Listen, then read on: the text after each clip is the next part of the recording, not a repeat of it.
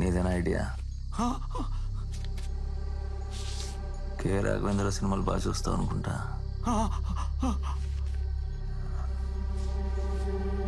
సినిమాల్ని సినిమాల్లా చూడండి, సీరియస్గా తీసుకోకూడదని ఎంతమంది మేధావులు చెప్పినా సరే నీలాంటి యాదవులు మాత్రం వినరు కదా.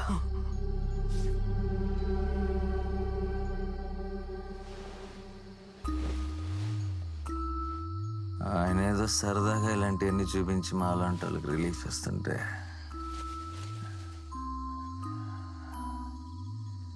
నీలాంటి వాళ్ళు దాన్ని కాపీ కొట్టేసి పబ్లిక్గా ఇలా పర్సనల్ లైఫ్లో వాడేస్తే ఎలారా?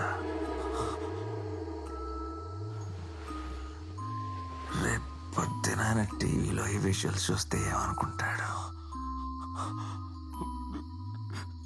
చంపేయాలి ఇలాంటి ఏదో అనుకోడు. చెప్పు, తప్పు. రాఘవేంద్ర సినిమాలో హీరో అంటే ఎలా ఉండాలి?